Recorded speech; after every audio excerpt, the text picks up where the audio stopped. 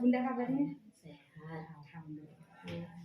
Gini Bun, mohon maaf mengganggu waktunya sebentar. Ini di siang hari ini saya mau sedikit berbincang ringan aja, wawancara lah ya bahasanya ya, mengenai pengambilan keputusan yang telah Bunda ambil di sekolah ini. Apa saja masalahnya? Ringan-ringan saja Bun. Bisa diceritakan kepada saya pengalamannya gitu lah Bun bahasanya. Apa aja yang menurut Bunda ringan, tidak di sini saya tidak memberatkan gitu. Namanya ngobrol santai ya. Ada beberapa item ini Bun. Yang pertama, selama ini bagaimana Bunda mengidentifikasikan kasus-kasus yang merupakan dilema etika atau rujukan moral? Dilema etika ini kan yang berkaitan dengan etika, kita menentukan dilema yaitu Bunda ya, ketika mengambil keputusan. Kalau rujukan moral biasanya baik atau buruk gitu ya. Bagaimana Bunda mengidentifikasikannya, menentukan ini dilema etika atau rujukan moral? Kalau berkaitan dengan guru ya atau murid, boleh dengan guru. Kalau kepala sekolah biasanya guru. Langkah kita apalagi berkaitan dengan moral, karena moral itu adalah cermin dari seorang guru itu sendiri. Otomatis kita juga menunjukkan etika juga sebagai kepala sekolah terhadap guru. Langkah kita adalah untuk memanggil guru tersebut, memperbincangkan permasalahan yang terjadi. Apabila itu memang berkaitan yang tidak baik, maka mudah-mudahan untuk tidak mengulangi lagi apa yang telah dilakukan. Dan kesilapan dan ketidaktahuan menjadikan itu sebenarnya kurang baik. Langkah saya selaku kepala sekolah memanggil guru tersebut dengan cara berbicara dengan jadi berkaitan dengan rujukan moral ya. Kalau dilema etika mungkin bagaimana itu? Kalau etika itu kan berkaitan dengan kebenaran ya. Dia sebenarnya kalau moral itu kan lebih tinggi bahasanya. Kalau etika itu dalam kehidupan sehari-hari. Etika, kebiasaan. Pertanyaan kedua ya Bunda, maaf sebelumnya ini. Selama ini bagaimana Bunda menjalankan pengambilan keputusan di sekolah, terutama terhadap kasus-kasus yang ada dua kepentingan sama-sama benar atau sama-sama mengandung nilai kebajikan?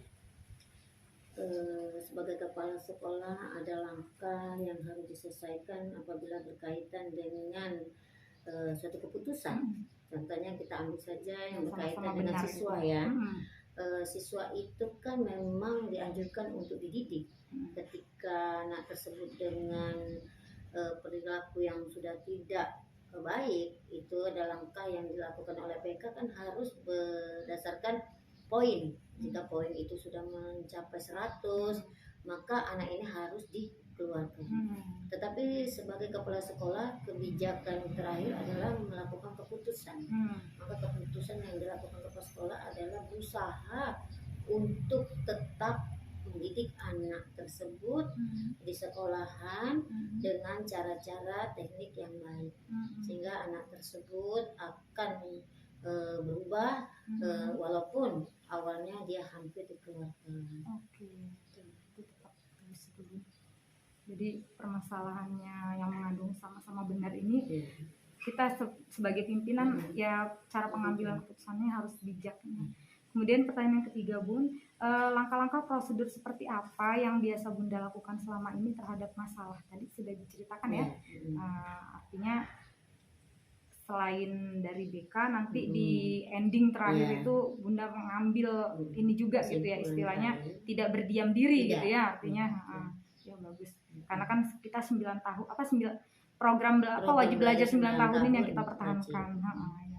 Kemudian pertanyaan yang berikutnya Bun, hal-hal apa saja yang selama ini Bunda anggap efektif dalam pengambilan keputusan pada kasus-kasus dilema etika?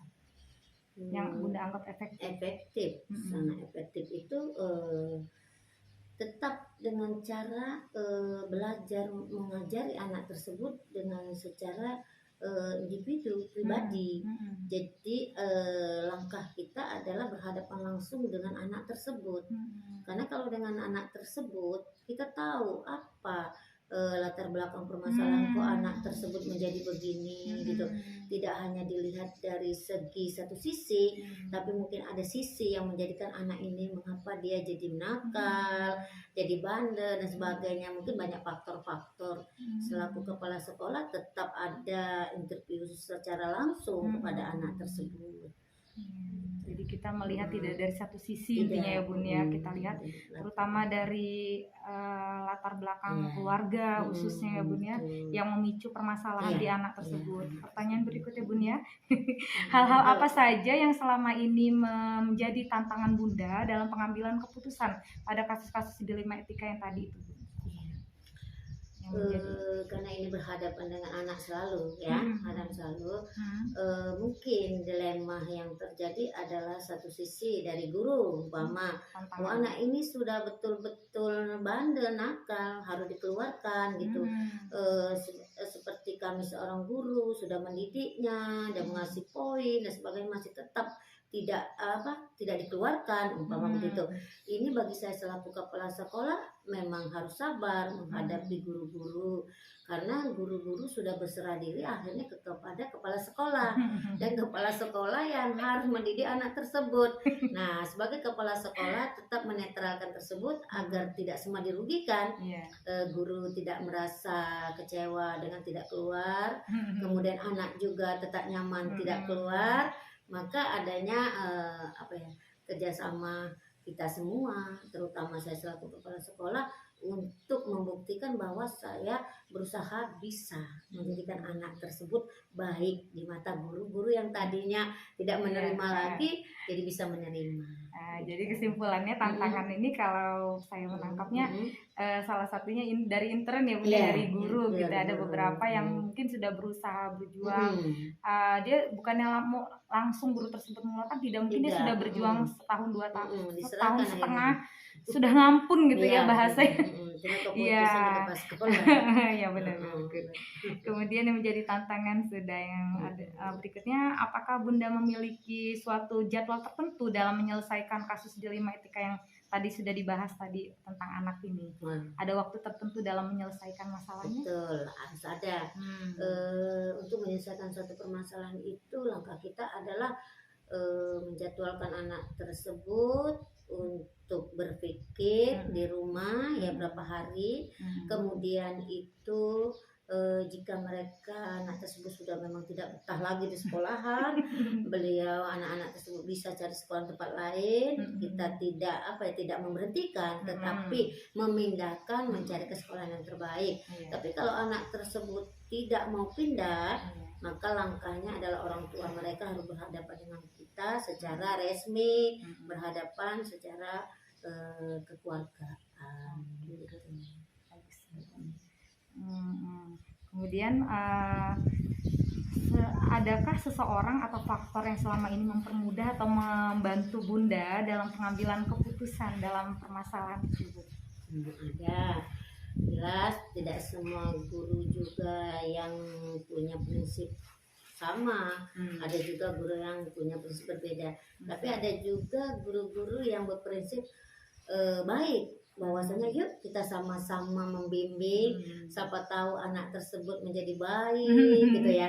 Ada juga kita tidak hanya berdasarkan atas kenyataan aja, tetapi kita tetap ikhtiar dengan doa supaya anak ini menjadi baik. Banyak juga sih dari guru-guru yang intinya kita tidak melihat satu sisi saja, kita sebagai guru masih berjuang, istilahnya mengantarkan anak ini ke program belajar 9 tahun gitu ya istilahnya. Siapa tahu dilalahnya anak ini tergolong nakal, tapi nanti dia sukses. Karena kebanyakan anak yang dalam tanda petik nakal, di kemudian hari dia berkesan, Ibu Reni atau Ibu Badar ya, kebanyakan gitu. Saya udah pernah mengalami. Nah, itu yang terakhir ini Bun. Dari semua yang telah disampaikan oleh Bunda tadi, pembelajaran apa yang dapat Bunda petik dari pengalaman Bunda mengambil suatu keputusan yang berkaitan permasalahan ini? Apa yang ada masalah tadi itu Bunda belajar mengambil keputusan, pelajaran apa yang diambil? Dengan suatu peristiwa masalah menjadikan kita lebih tahu bahwa kehidupan itu seperti itu. Kemudian ada hikmah di balik suatu permasalahan. Jadi seorang pemimpin itu harus kuat dan sabar, karena tidak hanya memimpin satu dua orang, baik itu siswanya maupun gurunya. Jadi dengan peristiwa-peristiwa tantangan menjadikan kepala sekolah itu paham bahwa kedepannya akan menerima seperti ini, kita sudah siap. Seperti kenakalan anak, oh begini begitu, akhirnya kita semakin jadi contoh figur seorang pemimpin yang baik. Yang kita dapat pelajaran itu paling besar dari kenyataan dan pengalaman. Dari pengalaman itu kita bisa dapat pelajaran yang berharga sesungguhnya. Karena teori-teori tanpa pengalaman itu sepertinya masih kurang. Iya. Jadi belajar dari permasalahan menjadikan kita lebih dewasa. Iya itu. Terima kasih banget ini Bunda. Sukses selalu, semoga apa yang disampaikan mungkin ada manfaatnya. Kalaupun tidak ada manfaatnya, mungkin bisa dibuang saja. Pasti bermanfaat banget ini. Terima kasih. Oke, assalamualaikum warahmatullahi wabarakatuh. Waalaikumsalam warahmatullahi wabarakatuh. Gimana kabarnya Bu Holia? Alhamdulillah baik. Maaf ini Bu mengganggu waktunya pagi-pagi. Iya, saya di sini berniat ingin berdiskusi Bu dengan Ibu berkaitan dengan pengambilan keputusan tentang dilema etika atau bujukan moral berkaitan dengan beberapa permasalahan yang mungkin ada atau apapun yang Ibu hadapi gitu ya. Yang ringan-ringan aja Bu. Bisa dimulai Bu? Ya, silakan. Oke, bismillahirrahmanirrahim. Pertama Bu, yang ingin saya tanyakan, selama ini bagaimana Ibu dapat mengidentifikasi kasus-kasus yang merupakan dilema etika atau bujukan moral?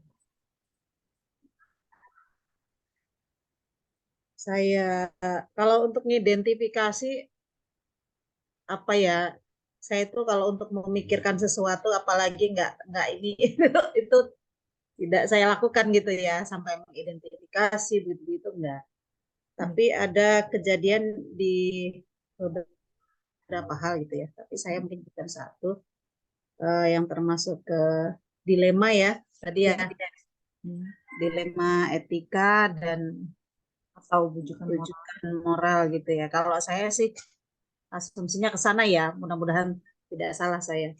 Jadi kejadian kontekstual atau realistis yang saya hadapi itu ini kaitan betul memang kejadiannya kemarin ini, bahwa ada siswa kelas 9 ya, terkait dengan lulus tidak lulus kan. Ada dua pilihan yang menjadi dilema. Apakah anak ini lulus atau tidak diluluskan? Karena yang bersangkutan tidak pernah hadir di sekolah selama semester genap ini. Artinya memang dari syarat ketidaklulusan sudah dipenuhi ya untuk tidak luluskan. Dan saya pikir itu sebuah keputusan yang juga benar, karena memang secara aturan itu sudah dibenarkan. Tapi di sisi lain menjadi dilema buat saya ketika tidak lulus, ya artinya anak itu datang di hari kedua gitu. Dan karena memang tidak hadir, ujuk-ujuk datang kan, ini gimana rasanya gitu ya. Iya. Jadi ketika nanti lulus, ini imbasnya juga akan besar. Iya. Karena namanya saya kepala sekolah kan memimpin rekan-rekan guru, pasti psikologis kawan-kawan guru ini, saya khawatir mereka akan lebih cuek. Ya sudahlah, ya nggak sekolah aja bakal lulus gitu ya. Artinya saya khawatir ada terkikisnya rasa peduli dengan ketidakhadiran siswa atau pembiaran gitu ya, karena kejadian seperti ini. Begitupun dengan siswa-siswa yang lain gitu kan.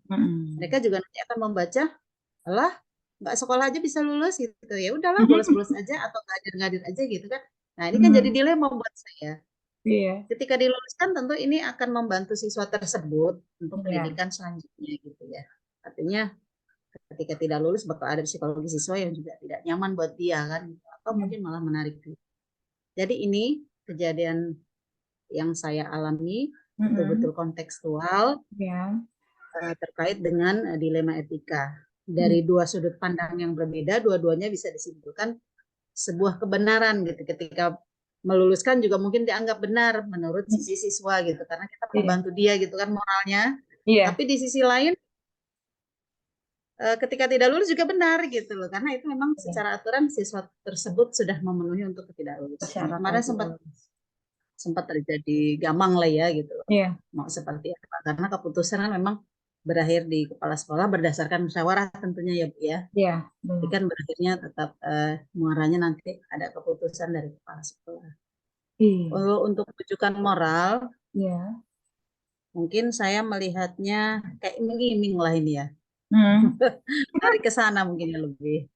Contoh yang inilah ya, mungkin kalau di sekolah kan sering mendapatkan apa ya, jualan-jualan entah produk apa gitu kan ya.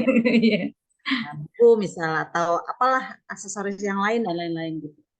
Mungkin kita mohon maaf ini ya agak ini sedikit, tapi yakinlah rahasia nasional sebenarnya. Jadi, beberapa pedagang saya kutip ya yang menawarkan itu kan biasanya Bu ini untuk kepala sekolah sekian sekian sekian. Terkadang sebenarnya yang ditawarkan itu bukan menjadi kebutuhan sekolah gitu ya, atau tidak menjadi kebutuhan primer gitu ya. Nah mungkin disinilah kejadian yang dimaksud, mudah-mudahan saya tidak salah nih Bu, yang dimaksud dengan bujukan moral gitu. Artinya harusnya memang yang sesuai kebutuhan, bukan karena besarnya pengasih, maaf. Iya. Tapi betul analisa sesuai kebutuhan sekolah.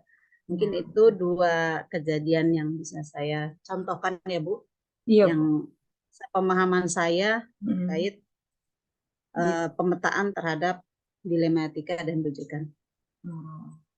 Rujukan moral ya tadi ya. Iya. Sekian Bu. Iya. Pertanyaan yang kedua ya Bu ya, itu bagus sekali tadi. Yang berikutnya, bagaimana Ibu menjalankan pengambilan keputusan di sekolah?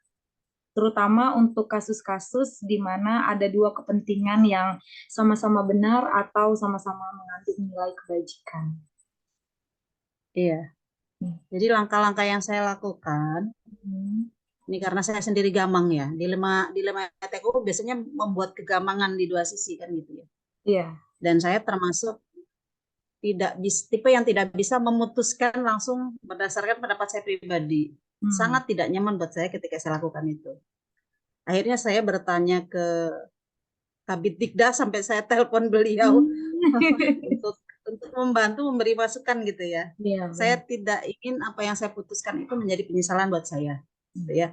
Karena mungkin akan timbul rasa bersalah ke siswa dan timbul rasa bersalah ke rekan-rekan guru gitu ya. Karena benar-benar ini dilema etika Bu Reni. Jadi saya sampai nelpon Kabid Dikdas, Dinas Pendidikan untuk bagaimana mendengar pendapat beliau terkait ini.